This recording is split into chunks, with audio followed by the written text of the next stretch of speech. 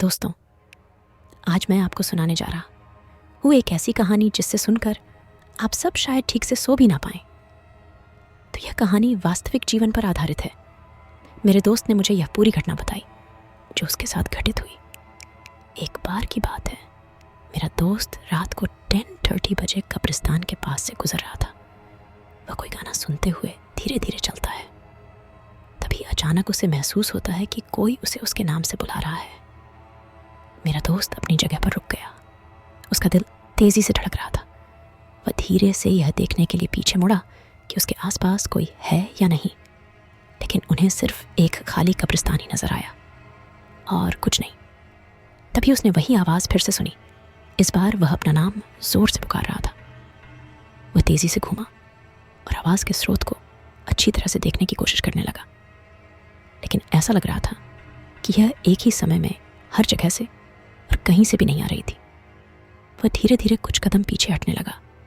तभी अचानक कोई उसके ठीक सामने आ गया। वह एक बूढ़ी औरत थी जिसने लंबी काली पोशाक पहनी हुई थी और अपना चेहरा घूंघट में लपेटा हुआ था ताकि मेरा दोस्त उसका चेहरा ठीक से ना देख सके। उसने मेरे दोस्त को तीखी नज़रों से देखा जो उसे काटती हुई लग रही थी, और उसने गहरी और ख़तरनाक आवाज़ में कहा, तुम यहाँ क्यों हो? तुम्हें इस समय यहाँ नहीं होना चाहिए।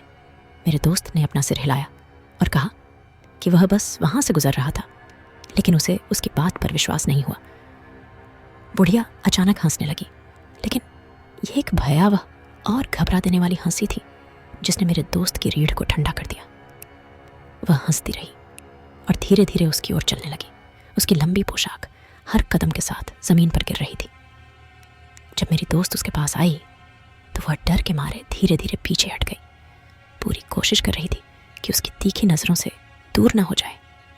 अचानक बूढ़ी औरत रुकी और अपना हाथ हवा में उठाया और पास की एक कब्र की ओर इशारा किया। इससे पहले कि बहुत देर हो जाए, तुम्हें अभी निकल जाना चाहिए। उसने भय से भरी ठंडी आवाज़ में कहा, तुम्हारे लिए कुछ आ रहा है, कुछ ऐसा जो अगर तुम अब और यहाँ रहोगे तो तुम्हारी आत्मा छीन लेगा। मेरे दोस्त को नहीं पता था कि क्या करना है या क्या सोचना है, इसलिए वह डर के मारे वहीं खड़ा रहा जब तक कि उसने पास की कब्र से आवाज़ नहीं सुनी, जिससे वह तुरंत पीछे मुड़ा और देखा कि चारों ओर गंदगी का ढेर फेंका जा रहा था, जैसे कि कुछ खुद ही खोद रहा हो। बाहर वह जल्दी से कब्रिस्तान से भाग गया। उसने पीछे मुड़कर देखने की हिम्मत नहीं की, इस डर से कि उसने क्या देखा होगा।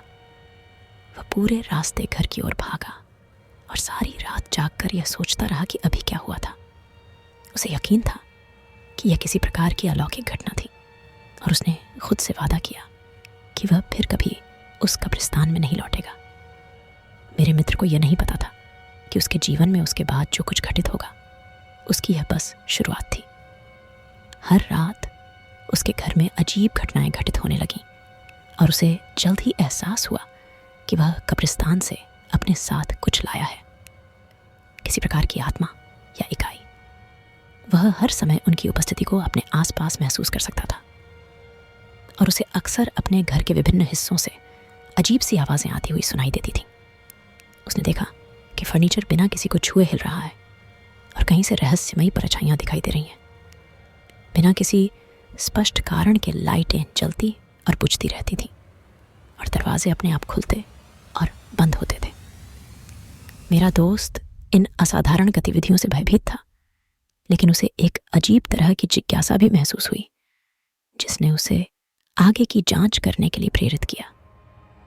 उसने अलौकिक चीज़ों के बारे में किताबें पढ़ना शुरू कर दिया और आत्माओं, भूतों, चुड़ैलों आदि से संबंधित कुछ भी खोजना शुरू कर दिया, जब तक कि एक दिन उसे पता नहीं चला कि क्या हो रहा था।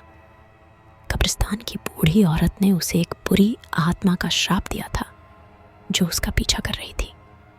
घर उन्होंने तुरंत एक असाधारण विशेषज्ञ से संपर्क किया और घर आकर जांच करने को कहा।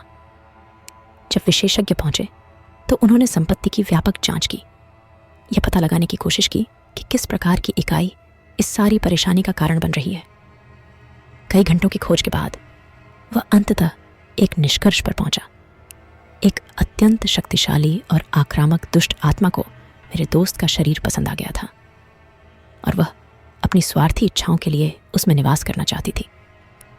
विशेषज्ञ ने तुरंत आत्मा से छुटकारा पाने की योजना बनाई और उसकी मदद से मेरा दोस्त इसे अपने घर से सफलतापूर्वक भगाने में कामयाब रहा।